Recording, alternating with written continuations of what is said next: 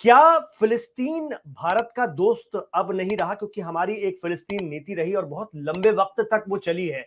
और जिस तरह से हम इस वक्त देख पा रहे हैं, मौजूदा हुकूमत, मौजूदा सरकार खुल करके इजराइल को समर्थन कर रही है। तो हमारी विदेश नीति आपको किस ओर जाती दिख रही है? क्या फिलिस्तीन अब हिंदुस्तान का दोस्त नहीं रहा?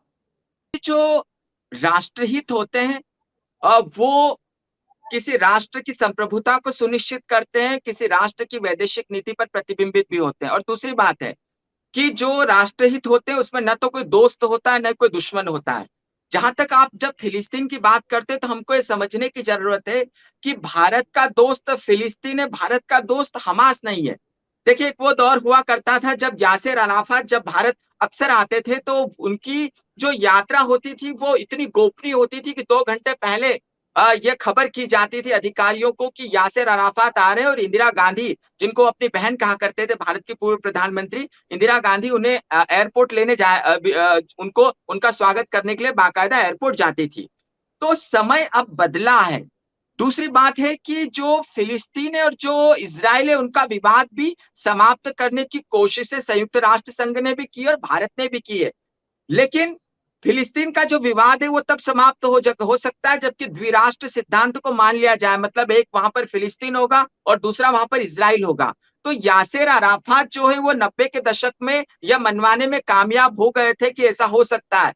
लेकिन जो हमास है, हमास ये स्वीकार करता ही नहीं कि इजराइल का कोई अस्तित्व होगा। तो हमास जिस प्रकार से गजा के बाद वेस्ट बैंक के इलाकों में हावी होना चाहता है, हमास जिस प्रकार से आक्रामकता रख रहा है, और दूसरी तरफ इजराइल जो है अड़ा हुआ है कि हम जो है हम पश्चिमी किनारे पे जो हमारी जमीन जो 1967 से आधिपत्य किया है हम उसको छोड़ेंगे नहीं।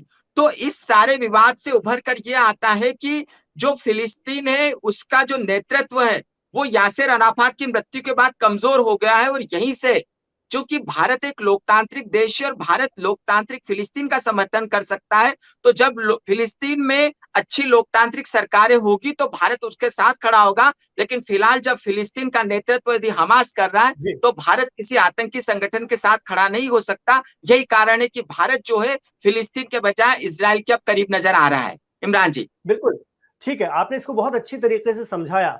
इसको हम सीधे तौर पर अगर देखें या सीधे तौर पर मैं सवाल करूं, तो क्या अब हमारी विदेश नीति, हमारी फॉरेन पॉलिसी इज़राइल की ओर सीधे तौर पर झुकी हुई है, जो पहले थोड़ी बैलेंस नज़र आती थी या पहले फ़िलिस्तीन के साथ काफ़ी हद तक नज़र आती थी?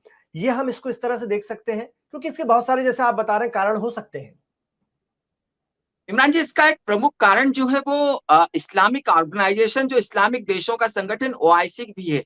क्योंकि कश्मीर को लेकर जिस प्रकार से जो ओआईसी का रुख होता है वो कहीं ना कहीं भारत विरोधी नजर आता है।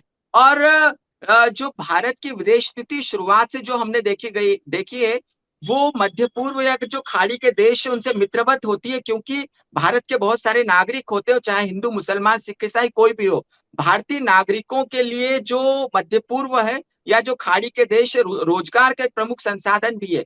लेकिन जिस प्रकार से दुनिया की विदेश नीति बदल रही है उसके बाद दुनिया में जिस प्रकार से भारत को हथियार चाहिए अपनी सुरक्षा के लिए, और सबसे बड़ी बात है कि आपका जो मित्र है उसकी पहचान तब होती है जब आप संकट में होते हैं। तो भारत जब जब सुरक्षा संकट में होता है, जैसे आप करगिल को ले लें, तो रूस जो जी। है कहीं ना कहीं चीन के प्रभाव में होता है। अमेरिका जो है वो भारत का दोस्त तो दिखाई देता है लेकिन वो खुलकर आता नहीं है। लेकिन इसराइल एक ऐसा देश है जो अंततः जो यहूदी है, यहूदीवाद जो प्रथम विश्व युद्ध के बाद से चला था, तो यहूदी भारत को दूसरा घर मानते थे। और भारत में हमने देखा भी है कि भारत में उनके बहुत सारे धार्मिक स्थान भी है। तो यह जो दुनिया की राजनीति बदल रही है, जिस प्रकार से दक्षिणपंथी सरकारों का उभार हो रहा है, राष्ट्रहित जिस प्रकार से सामने आ रहे हैं, और हथियारों की जो होड़ मची हुई है, भारत के साथ जो अपनी सामरिक प्रतिबद्धताएं, जिस प्रकार से भारत को दुश्मन देशों से घिरा हुआ है, उनसे सुरक्षा करना है, ऐसे में उसको इजराइल जो है एक अपना हमराह नजर आता है।